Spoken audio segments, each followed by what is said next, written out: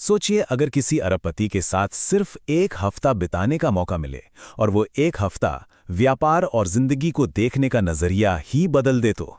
आज हम Richard Branson के साथ उनके प्राइवेट आइलैंड पर सीखे गए 3 जबरदस्त सबकों को समझने वाले हैं। कल्पना कीजिए शतरंज, टेनिस और यहाँ तक कि कंगारुओं के साथ खेलना। लेकिन इस सारे मजे के बीच कुछ बहुत गहरा भी सामने आया, और ये सब शुरू हुआ नेकर आइलैंड पर।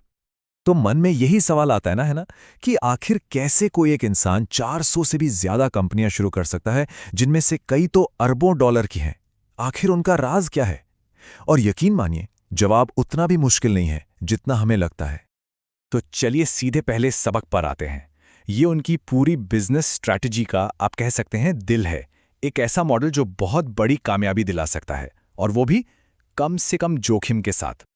जी हाँ, 400 से भी ज्यादा कंपनियां, रिकॉर्ड लेबल से लेके एयरलाइंस तक। ये नंबर ही अपने आप में दिमाग घुमा देने वाला है। तो सवाल ये है कि वो ये सब इतनी आसानी से और इतनी कम गलतियों के साथ कर कैसे लेते हैं। तो ये है उनका वो 4 कदमों वाला फ्रेमवर्क। सुनने में बहुत सिंपल है, पर है बहुत पावरफुल। पहला, कोई बड़ी प्रॉब्लम ढूंढो। दूसरा, असम्मित जोखिम बनाओ। तीसरा, तकनीकी विशेषज्ञों को साथ लाओ। और चौथा, फ्रंट पेज पर छा जाओ। ब्रांडसन हमेशा ऐसी इंडस्ट्री को टारगेट करते हैं जहां कस्टमर्स परेशान हैं, और बस वहीं से उनकी शुरुआत होती है।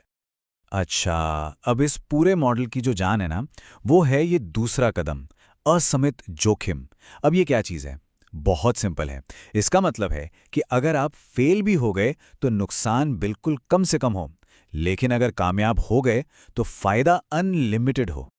इसका सबसे अच्छा उदाहरण है वर्जिन अटलांटिक। देखिए, जब उन्होंने एयरलाइन शुरू की तो उन्होंने सीधे हवाई जहाज नहीं खरीदा, बल्कि उन्होंने बोइंग से सिर्फ 1 साल के लिए एक प्लेन लीज पर लिया। और शर्त यह थी कि अगर एयरलाइन फेल हो गई तो वो 1 साल बाद प्लेन वापस कर देंगे। मतलब नुकसान लिमिटेड था, लेकिन अगर प्लेन की कीमत बढ़ गई तो वो सारा मुनाफा उनका होगा। मतलब फायदा अनलिमिटेड। यही है असीमित जोखिम। इसके बाद आता है तीसरा कदम, सही लोग। ब्रांसन तब तक कोई बिजनेस शुरू नहीं करते जब तक उन्हें ऐसे विशेषज्ञ ना मिल जाएं जो उनसे भी बेहतर उस बिजनेस को समझते हों। और चौथा कदम, अरे फ्रंट पेज पर छा जाना। उनके वो जो मशहूर स्टंट होते थे ना, वो सिर्फ मजाक के लिए नहीं थे, वो तो करोड़ों की फ्री मार्केटिंग थी। लेकिन सिर्फ एक शानदार बिजनेस मॉडल होना ही काफी नहीं है ना? इसके पीछे एक गहरी फिलॉसफी भी है जो हर चीज को चलाती है। और बस यहीं से आता है हमारा दूसरा सबक। आजकल हर तरफ हसल कल्चर की बात होती है। मतलब दिन रात घिसते रहो, सब कुछ त्याग दो और हमेशा टेंशन में रहो। सच कहूं तो मैंने भी सालों तक ऐसे ही काम किया है, पर ब्रांसन का तरीका वो बिल्कुल अलग है। उनके लिए काम और जिंदगी में कोई टकराव नहीं है, सब कुछ एक फ्लो में चलता है। तो वो ऐसा करते कैसे हैं? इसका राज क्या है? ये सब एक बहुत ही सीधे साधे सवाल से शुरू होता है। एक सवाल जो वो लगातार खुद से पूछते रहते हैं, चाहे वो किसी मीटिंग में हो, किसी इवेंट में, या फिर कोई नया बिजनेस शुरू कर रहे हों। और ये सिर्फ कहने की बातें नहीं है, वो सच में ऐसा करते हैं। उस आइलैंड पर पोकर के खेल में भी उनके अपने मजेदार नियम थे।